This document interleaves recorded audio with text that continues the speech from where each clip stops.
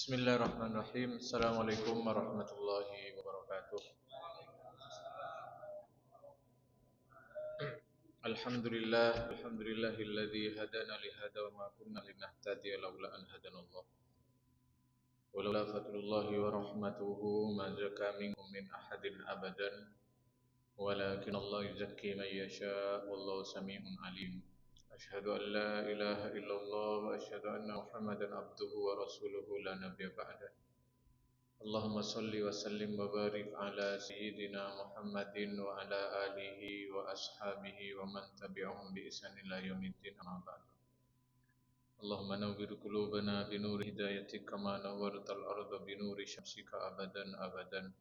Allahumma aftah lana hikmatak wansur alaina rahmatak ya dzal jalali wal ikram. Allahumma inna nas'aluka fahman nabiyyin وحفظ المرسلين وإلهام الملائكة المقربين سبحانك لا علم لنا إلا ما علمتنا إنك أنت العليم الحكيم والحمد لله رب العالمين. Bapak Ibu sekalian, jamaah salat maghrib Masjid At-Taqwa yang insyaallah dirahmati Allah dan insyaallah ahli surga. Kita lanjutkan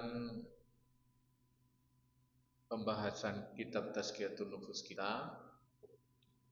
Kita melanjutkan bab tentang ridho. Kita lanjutkan. Bismillahirrahmanirrahim. Wal abdu fi ma yakrahu darajatani. Seorang hamba terhadap sesuatu yang dia tidak sukai itu ada dua derajat. Dalam hidup ini kan ada yang kita sukai dan tidak kita sukai. Kalau kita ingin suka terus, bukan, ya nafsu dan berarti pengen segera masuk surga. Nah, masalahnya untuk masuk surga harus mati dulu. Ya. Jadi ya hidupnya begini. Ada yang suka dan tidak suka. Nah dalam menghadapi sesuatu yang tidak disukai, ya artinya yang tidak menyenangkan di nafsu itu ya musibah, ujian, rasa sakit, tidak enak. Itu ada dua derajat, ada dua level, ada dua kelas. Kelas yang pertama adalah darajatur ridho, kelas ridho, level ridho. Yang kedua as-sabru adalah sabar. Ridho fatlun mandubun ilaihi. Adapun ridho itu sangat dianjurkan. Kedudukannya dianjurkan. Was-sabru wajibun 'alal mu'min. Ya. Dan sabar itu hukumnya wajib. Kalau wajib, kalau tidak dijalankan apa? Dosa. Jadi kalau tidak sabar bukan cuma misalkan ada yang hilang.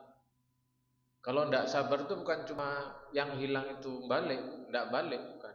Tapi di situ dosa. Karena sabur itu hukumnya wajib.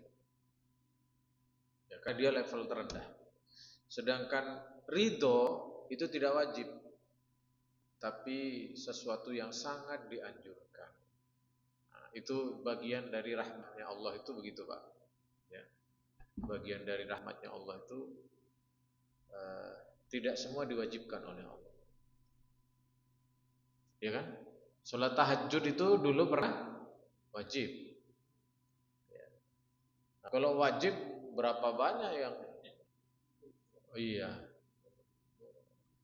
dosa terus. Nah, diturunkan jadi sunnah muakkadah. Gitu. Sholat berjamaah di masjid wajib napa ndak? Kowe golek sing enteng-entengan.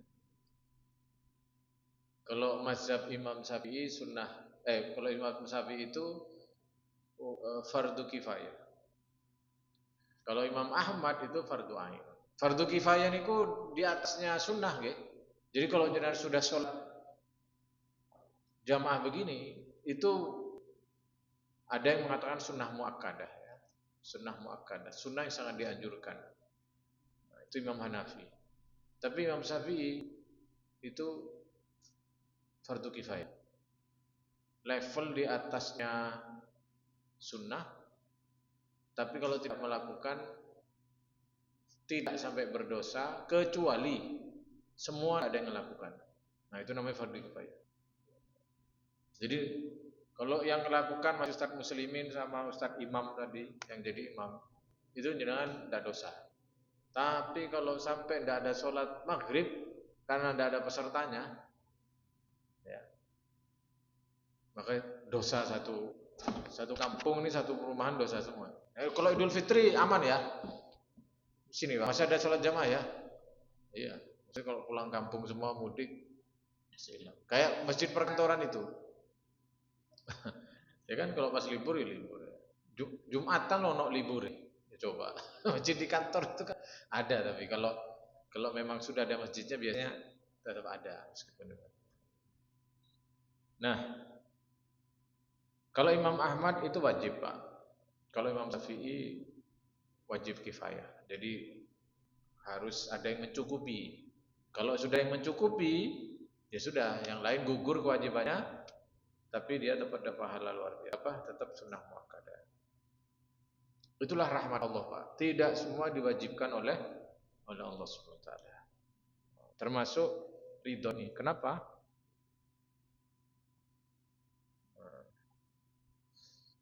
Karena ridho ini sesuatu yang tidak mudah bagi orang biasa, itu tidak mudah. Ya.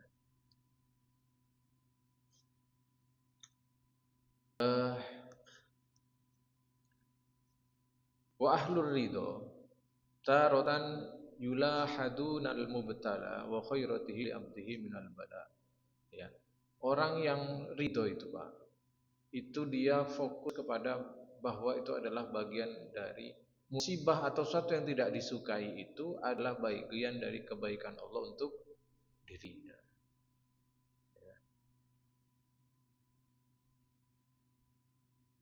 Dan juga sekaligus orang ridho itu yakin bahwa ini hanya cara Allah untuk menunjukkan keagungannya kepada kita. Gitu. Kayak jenengan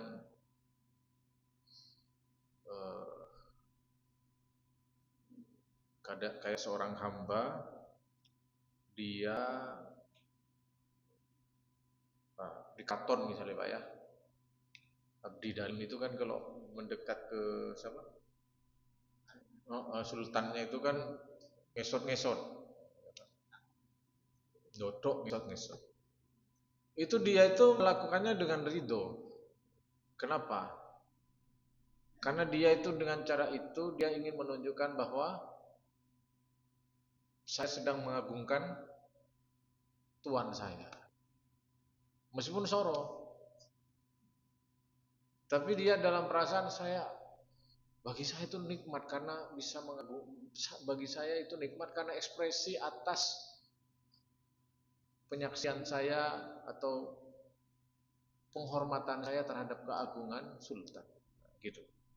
Nah, orang yang menghadapi sesuatu yang tidak enak itu, kalau ridho itu dia senang karena merasakan betapa agungnya Allah melalui takdir ujian yang aslinya dia tidak kehendaki, tapi karena Allah itu maha kuasa, maha agung, maha segala-galanya, meskipun dia tidak suka, dia harus mengalami. Dia itu, iya ya Allah, kulo hamba ya Allah, jenengan Tuhan, jenengan Tuhan. Nah itu sudah dari itu Pak. Ya. Nah, sampai-sampai ya, bedanya dengan sabar gimana? Kalau sabar itu dia itu aslinya tidak sama kayak anak kecil ya, disuruh orang tuanya untuk melakukan hal yang menyulitkan, misalkan umba-umba atau apa. Tidak enak bagi dia, tidak suka, nafsunya tidak suka karena mengganggu kenyamanannya. Tapi ya dilakoni, tapi rotok gremeng. Nah, itu namanya sabar.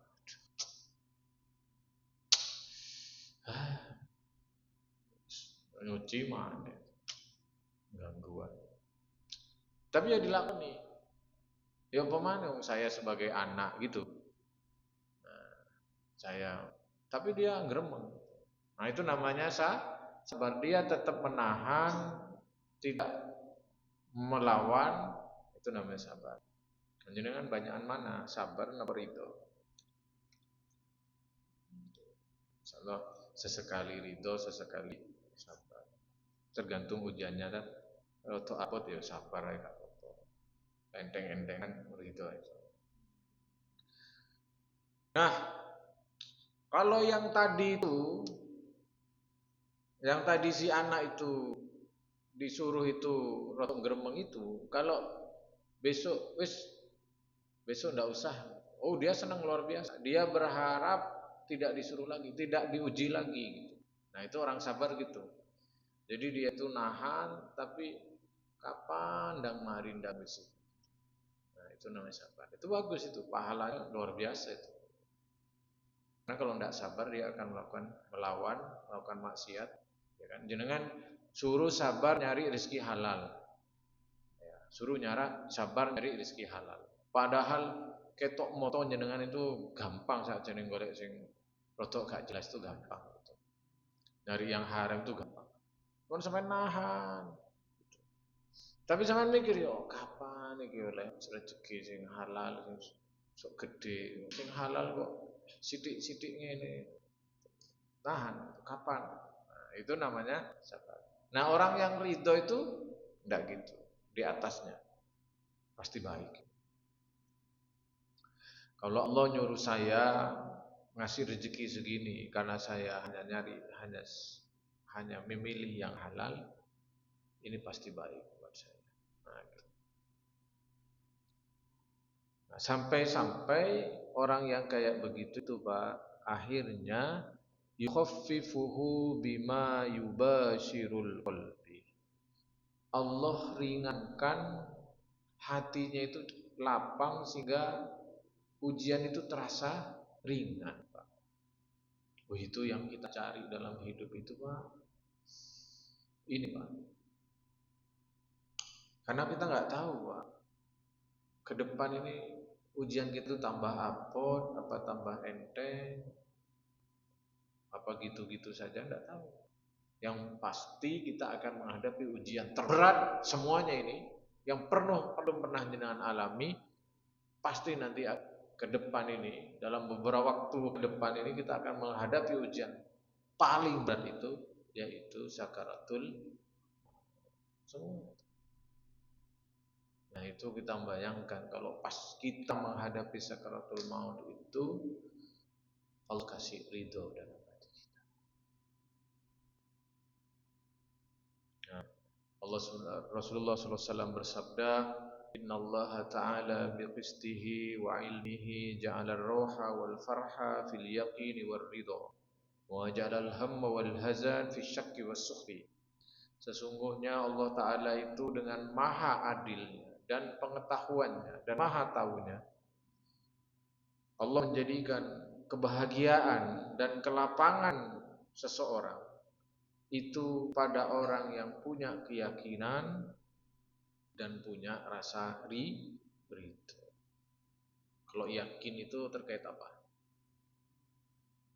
Oke, iman. Yakin itu terkait masa depan. Ono sing diarep. Kalau ridho itu terkait apa yang dialami sekarang. Jadi Allah itu bikin bahagia hatinya orang itu bukan innallaha biqistihi ja'alal farha war-raha fir ridha wal yakin. Allah itu dengan maha adilnya, dengan keadilannya, bahwa kalau yang bahagia itu cuma yang kaya, gimana dengan yang miskin? Kalau yang bahagia itu cuma yang sehat, gimana di rumah sakit? Apa tidak layak bahagia? Maka Allah adil, Allah kasih semua kesempatan itu. Kalau yang miskin itu untuk bahagia harus kaya dulu, ya apa caranya? Pekerjaan tambah angin ini. Kalau yang sakit itu nunggu sehat dulu untuk bisa bahagia, betapa tidak adilnya dengan yang sehat terus. Maka Allah dengan adilnya, siapa saja itu bisa bahagia, bisa lapang hatinya, dengan hati yang ridho dan yakin. Kalau orang yang di dalam hatinya ada keridhoan dan keyakinan, maka pasti bahagia, apapun keadaan.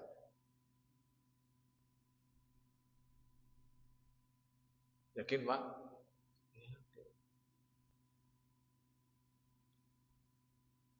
Di surah Ad-Duha itu, wala saufa yu'tika rabbuka fatarda. Rabbmu sebentar lagi akan memberimu fatardo, sampai kau puas, sampai kamu ridho. Nah, perhatikan, mau dikasih apa oleh Allah? Gak diinfo. Apa yang mau Allah berikan? Gak diinfo. Kita boleh menangkap sebagai gak penting apa yang mau dikasih. Ya.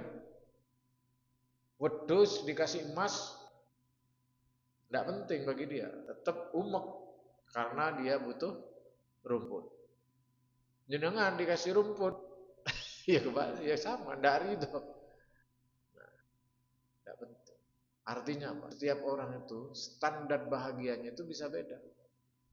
Makanya ndak penting. Tujuan akhirnya adalah fatardo, sampai hati ridho, neriman. Gitu, Pak. Nah, Allah SWT dengan keadilannya menjadikan bahagia itu dalam yakin dan ridho. Ridho itu terkait cara kita melihat apa yang kita alami sekarang. Kalau yakin itu terkait cara kita melihat masa depan. Itu kan dua unsur penyebab jenengan bahagia. Kalau jenengan hari ini melihat hari ini ya, situasi hari ini itu melihat menyenangkan, enak, ya. Terus melihat ke depan itu, wah ini mari sholat, mari ngaji, sholat isya, mana ketemu dulur-dulur. Aku yo pas ngaji ya rasan-rasan, aku yang ngelakoni api, ya kan? Dengan begitu terus mosok nih gak mlebu surga Gusti, ya. Wak dhewe gak mateni 99 orang, 100 orang ya Pak ya. Gak tau mateni wong ya, gak tau ya dosa-dosa tapi wis tak tobati. Ya Allah paringi surga. Nah, gitu kan? Nah, kan kita punya harapan, punya keyakinan dengan surga.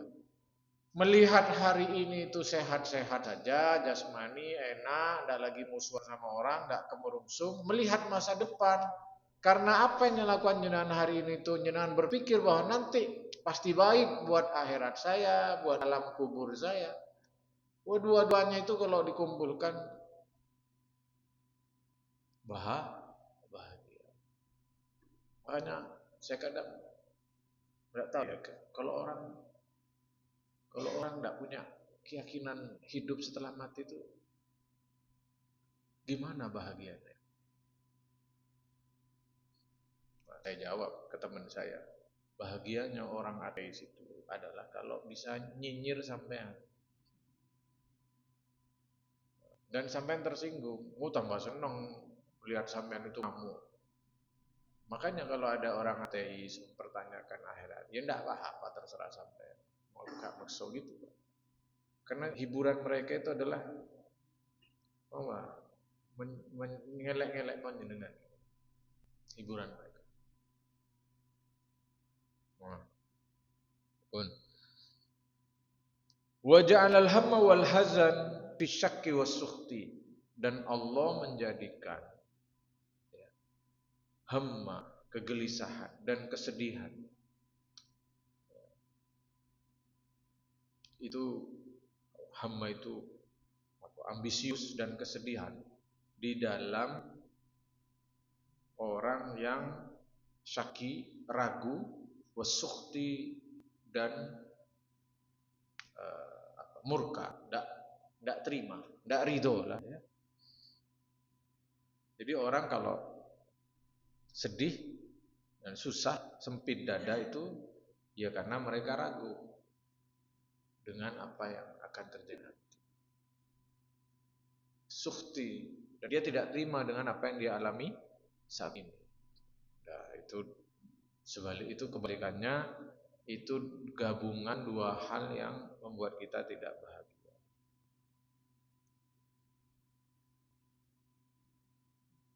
Wa qala Alqamah fi qouli ta'ala may yu'minu billahi yahdi qalbah. Barang siapa yang beriman kepada Allah, Allah akan berikan petunjuk ke dalam hatinya. Yaitu apa makna dari surah At-Taghabun ayat 11 ini?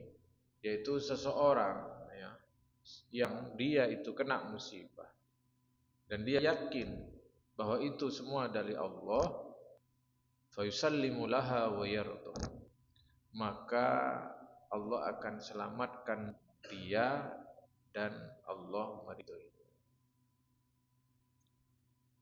Dalam ayat yang lain surah An-Nahl ayat 97 Allah SWT berfirman, falanuhyiyannahu hayatan thayyibatan, maka Allah akan memberikan kepadanya kehidupan yang baik. Apa itu kehidupan yang baik, Pak?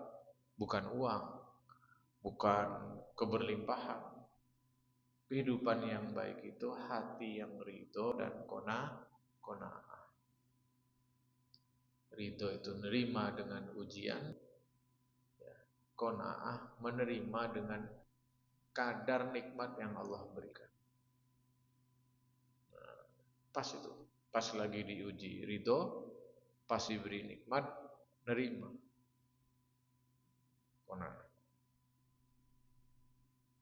Wa dakhala Abu Darda radhiyallahu anhu ala rajulin yamutu wa huwa yahmadullahi. Abu Darda masuk ke rumah seseorang yang dia meninggal dunia. Wa huwa yahmadullahi, lalu dia memuji Allah Subhanahu wa taala. Faqala Abu Darda, dia berkata alhamdulillah. Lalu Abu Darda berkata, asabtu innallaha azza wa jalla idza qada'an ahabba ayyarda bihi. Kata Abu Darda, ketika dia ketemu orang meninggal, dia berkata alhamdulillah. Lalu kata Abu Darda, aku sedang diuji, dan sesungguhnya kalau Allah menghendaki sesuatu ya, terhadap diriku, aku sangat ingin menerimanya dalam keadaan ridho. Aku sangat senang kalau bisa menerimanya dalam keadaan ridho.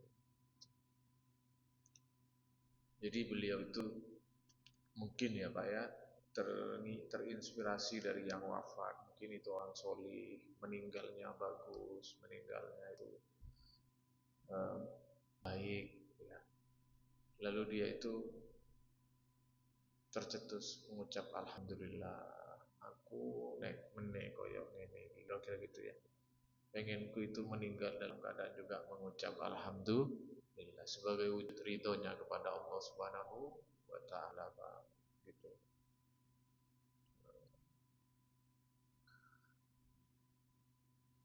Wa nadhar ala Ali bin Abi Thalib radhiyallahu anhu ila Adi bin Hatim. Faqala ya Adi. Sayyidina Ali bin Abi Thalib ketemu dengan Adi bin Hatim. Lalu beliau bersabda, Sayyidina Ali ini, marridho billahi biqada'illahi jara alaihi wa kana ajran. Barang siapa ridho dengan takdirnya Allah, Allah memberikan pahala ganjaran kepadanya ya. Wa kana lahu ajran, dan baginya itu pahala. Ya. Wa man lam yarda bi qada'illah jara alaihi wa habata amalihi. Barang siapa yang tidak ridho dengan takdir Allah Subhanahu wa taala, Allah akan tetap mentakdir dia sesuai dengan kehendak Allah, apakah dibereskan atau tidak, tapi amalnya sia-sia, tidak ada manfaatnya. Jadi kena musibah itu, kena sakit, kenapa itu ridho ya dapat pahala, tapi juga memang ridho itu juga belum tentu musibahnya segera hilang. Tapi kalau tidak ridho juga tidak menyebabkan kalau Allah belum berkehendak kemudian musibahnya hilang. Kalau ngeyel juga belum tentu juga hilang musibahnya. Nah sama-sama gitu kan lebih baik memilih ridho. Wa qala Umar bin Abdul Aziz, ya, berkata Umar bin Abdul Aziz, beliau ini adalah cicitnya Sayyidina Umar, ya Pak ya. Disebut khalifah kelima karena memimpin Islam dengan begitu adil. Kata beliau, ma baqali sururun illa fi mawaqi'il qadari. Ya, tidaklah ada yang membuatku sangat bahagia melebihi saya itu dalam keadaan, ya, ma baqali sururun illa fi mawaqi'il qadri. Tidak ada yang membuat saya bahagia kecuali nerima ketika Allah memberikan takdir kepada saya. Nah ini perlu saya perjelas. Contoh Pak, saya kehilangan uang. Ya. Terus saya karena kehilangan uang itu saya pusing. Oh, cari lapor polisi ini. Nah, terus saya kan risau ya. Akhirnya katakanlah uang itu tetap hilang. Atau sebaliknya, sehingga saya susah terus karena uangnya hilang. Atau sebaliknya, uangnya ketemu sehingga saya bahagia. Jadi bahagia saya itu nunggu uang ketemu. Gitu. Tapi kalau tidak ketemu susah terus. Nah makna dari apa yang dikatakan Umar bin Abdul Aziz itu adalah sebelum dia nyari sebelum dia nanti mungkin akan bahagia karena uangnya ketemu, dia sudah bahagia duluan ketika menemukan Allah dalam ujian dia. Hah? Iya. Jadi kalau dia sanggup menghubungkan kejadian yang dia alami itu dengan takdir, itu jauh lebih bahagia daripada dia keluar dari masalahnya. Itu kan level wali itu kan. Jadi bahagianya dia itu ketika sanggup menemukan Allah, bukan menemukan barang yang hilang itu. Itu bonus ya, tetap bahagia. Itu bonus. Ketika dia sanggup, ya Allah, ini semua terbuka. Itu kata Sayyidina Umar bin Abdul Aziz, ma baqali sururun illa fi mawaqi. Tidak ada yang membuatku lebih bahagia melebihi ketika saya netap di takdirnya Allah. Semua kan dalam takdir Allah ya Pak ya. Semua jenengan kan sama saya ini lagi ditakdir Allah, tapi tidak semua merasa sedang ditakdir Allah, ya kan? Semua hakikatnya dalam takdir Allah. Orang sakit, orang susah itu semua dalam takdir Allah. Cuma tidak semua yang bisa merasakan. Nah, Sayyidina Umar bin Abdul Aziz itu kata dia, bahagia saya itu bukan soal jenis takdirnya itu jenis enak, jenis gak enak, bukan itu kan? Bukan jenisnya. Tapi ketika saya menyadari itu bahwa hati saya ini menyadari mudah untuk menyadari bahwa itu semua atas aturan kehendak takdir Allah. Saat itulah saya bahagia. Masya Allah.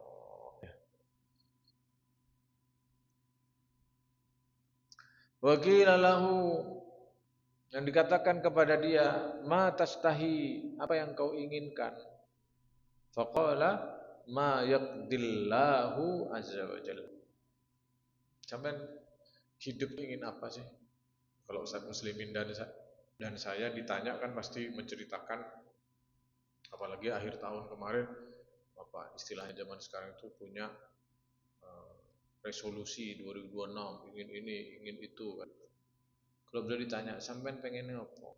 Saya pengen apa yang diinginkan Allah untuk saya. Maksudnya, kira-kira gitu. Ya Allah ingin apa buat saya itu yang saya inginkan.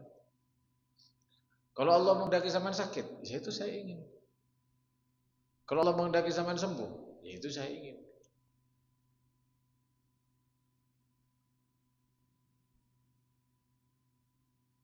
Oh, kalau orang sudah kayak begini ya, di mana celah susahnya itu, di mana?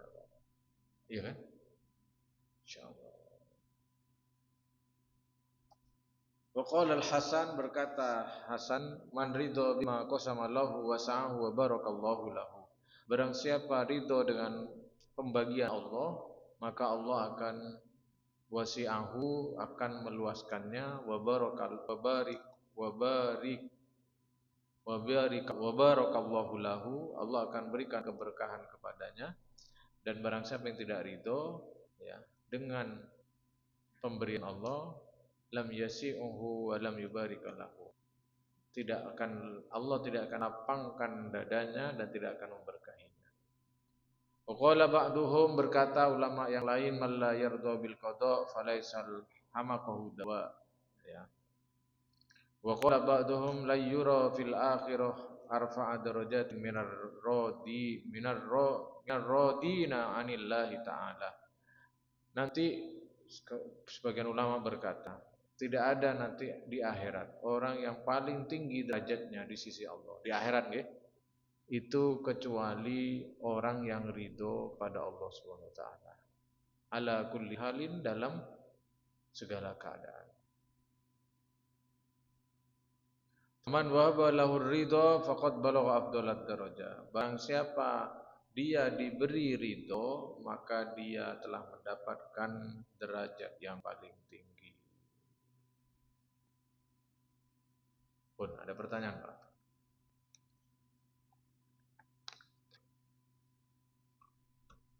Tidak ada? Kurang berapa menit, Ustaz? Kurang 15 menit ya. Kita lanjut ya. Lanjut kepada bab berikutnya. Bab ridho sudah selesai. Kita lanjut kepada bab berikutnya, yaitu mahabbatullah azza wa jalla. Mencintai Allah azza wa jalla.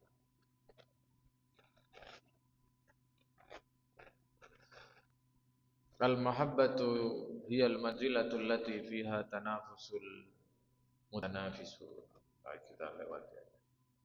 Cinta kepada Allah Subhanahu wa taala. Nah, ini kita buat pengantar dulu aja. Bapak Ibu sekalian, orang yang makomnya ridho itu biasanya berbanding lurus dengan makomnya cinta. Jadi dia beramal karena cintanya kepada Allah Subhanahu wa taala.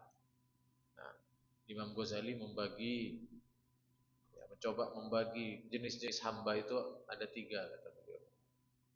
Ada hamba jenis pekerja. Nah, pekerja itu gelem soro karena pengen dapat uang, ya, pengen dapat upah. Nah, kita ini juga gitu. Ada hamba-hamba yang gelem soro, gelem melek malam, gelem sholat, mereka ini gelem poso, gelem keluar uang tuh haji. Karena ada iming-iming upah materi yang dijanjikan oleh Allah. Apa itu? Surga, kelancaran rizki dan sebagainya. Sodako itu karena apa kok sangat sodako? Cari balik peng 10 kali lipat ya. Mah lagi 10.000 dari 100. Minimal itu. Cari sampai 700.000. Nah, itu tipe pekerja. Ya, karena dia melakukan tipe kerja. Bukan pekerja, pengusaha ya. Tipe tajir, pengusaha, pedagang, tipe pedagang, bukan pekerja, tipe pedagang. Yang nomor 2, kata Imam Al-Ghazali, ada tipe budak. Pelaku wedi dipecuti. Biar jalan, takut dia melakukan, karena kalau tidak melakukan takut disiksa oleh Tuhan. Tipe budak. Nah, ini orang yang beribadah karena takut neraka, takut miskin, takut neraka. Ada satu lagi jenis hamba tipe pencinta atau muhibbin. Dia melakukan itu karena memang cintanya kepada Allah Subhanahu wa taala. Kalau tipe pedagang, saya pengen memindahkan uang di dompetnya Ustadz Muslimin ke saya. Supaya kan saya mau jual barang supaya uang dia pindah ke saya kan gitu. Itu kalau saya senyum-senyum ke Pak Muslimin itu, Pak, asli ini bukan karena saya senang sama Pak Muslim. Saya senang dompetnya, ya kan? Senang isi dompetnya. Pas giliran beliau tidak punya dompet ya kata senyumi. Beramah tamah itu karena sebenarnya karena saya nunggu pemberian materi dari dia. Nah, tipe pedagang begitu, Pak. Jadi dia berharap surga, berharap rezeki. Pertanyaannya, baik atau tidak baik? Nah, baik atau tidak baik? Baik tetap. Karena yang dijanjikan agama itu sebagian besar itu adalah hal-hal yang tidak masuk akal. Apa hubungannya sholat sampai lancar rezeki? Apa? Yang jelas hubungannya itu kerja, apa? Apa hubungannya sodakoh dengan uang nambah itu ya? Kebalik no, mengeluarkan uang kok malah katanya uang bertambah. Terus kok iso sampean yakin ku habis meninggal jare ono kubur ono ada apa? Ada surga bidadari, tekon di sampean yakin. Nah, terhadap itu semua itu, jenengan kok yakin, kok percaya bahwa keluarkan uang tuh balik, ya, sholat tuh lancar rezeki, mau coba kiai ku lancar rezeki, ya. Selain jenengan yakin bahwa lancar rezeki itu ya kerja, tapi jenengan kok yakin tentang itu. Kalau umroh itu nanti rezeki lancar, kalau ini nanti surga, enak pokoknya jare niku cerita niku kabeh ono, ya. Kowe kano kesel belas, kano sing tuwek-tuwek ini bapak-bapak dan ibu-ibu yang sepuh-sepuh ini muda lagi, greng lagi jenengan Pak. Nah itu hanya semata-mata karena beriman kepada Rasulullah SAW. Oh itu sudah sangat bagus, sangat bagus. Apalagi zaman sekarang Pak, jenengan itu orang itu ada iman kita boleh kalah daripada imannya para sahabat. Cuman bisa jadi derajat jenengan itu tidak jauh-jauh amat dari derajatnya sahabat. Kenapa coba? Bukan itu. Satu jauh. Yang kedua, faktor-faktor yang memungkinkan jenengan itu tidak beriman itu akeh saya gitu. Ya. Faktor-faktor yang memungkinkan jenengan itu untuk kalau saya Islam untuk begitu itu sampai itu banyak manusia-manusia materi, manusia-manusia modern itu yang kayak begitulah. Jenengan di tengah orang kayak begitu terus imannya terjaga. Itu meskipun kalah kedalaman imannya dengan sahabat, enggak terlalu jauh karena ujian kita terlalu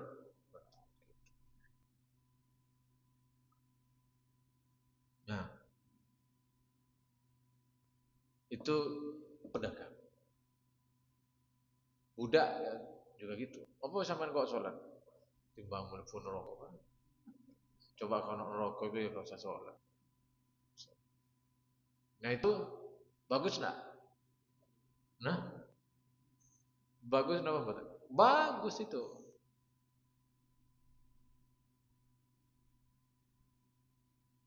Di saat profesor-profesor mengatakan apa itu ada neraka bocor itu. Kelas profesor yang bilang gitu tuh mempertahankan itu bahwa nanti ada neraka, yakin. Nanti ada siksa, ada balasan. Itu luar biasa. Jadi jangan. Nah, itu yang sering terjadi pada orang-orang sufi-sufi anyaran itu, Pak. Iya, sufi-sufi anyaran. Jadi sok-sokan mari ngaji tasawuf, ya.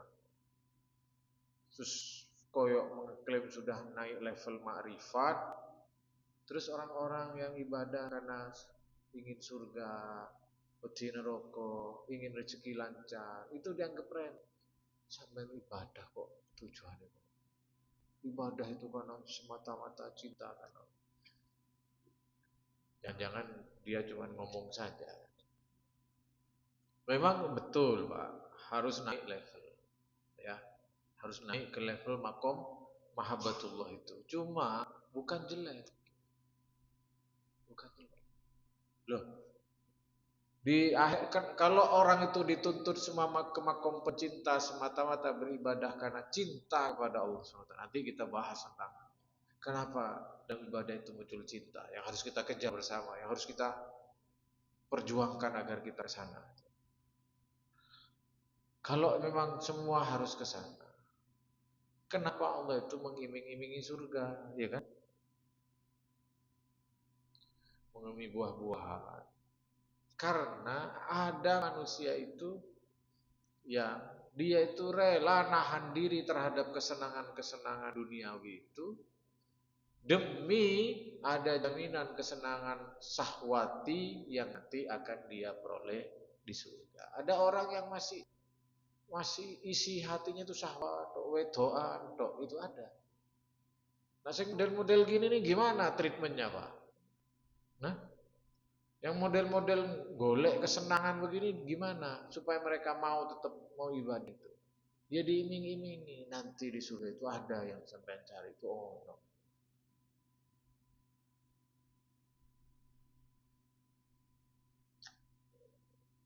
Meskipun saya pernah menyampaikan di sini, ya, meskipun nanti di surga, pertanyaan saya, jangan kan kalau di sini ngayal no surga itu kan,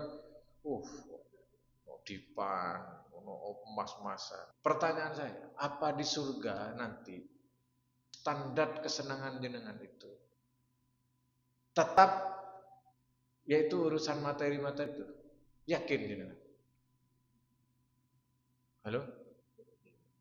Sekarang kan, nanti masya Allah, kasur, tingkat, sebuah sungai, wis pokoknya bayang no kerajaan itu. Kira-kira yang seneng perempuan, nanti bidadari cari ini satu kamar, satu rumah itu 40 kamar, satu kamar isi 40 bidadari, masya Allah. Misalnya gitu ya. Pertanyaan saya, kira-kira keinginan hasrat kita itu di surga. Nanti kalau di surga betulan, apa itu yang memang jadi kesenangan kita? Ayo wis. Pasti apa enggak? Belum tentu. No? Belum tentu. Belum tentu. Jangankan di surga, Pak.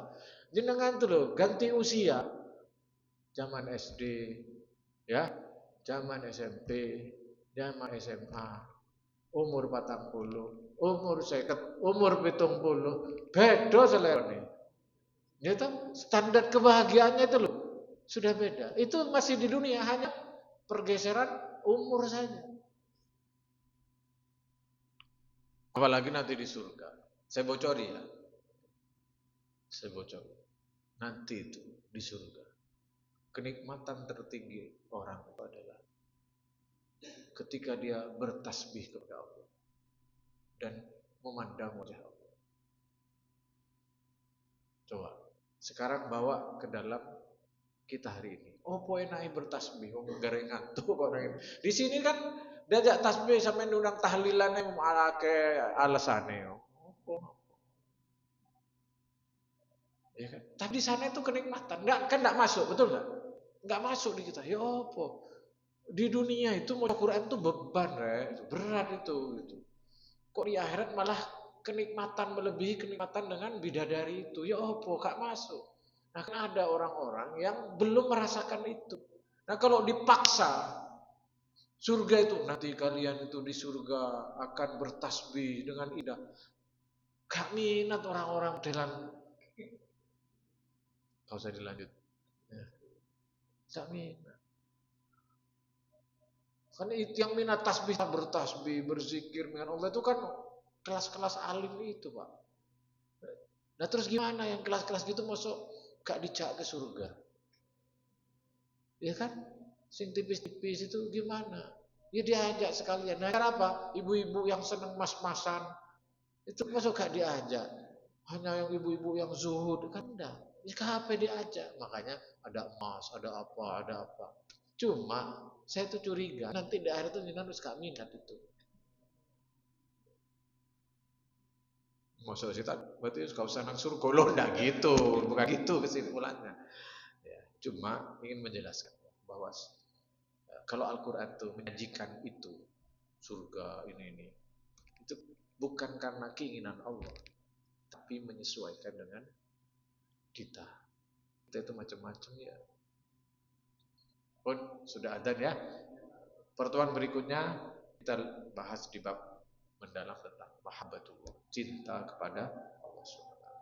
Terima kasih. Subhanakallahumma wa bihamdika asyhadu an la ilaha illa anta astaghfiruka wa atubu ilaik. Assalamualaikum.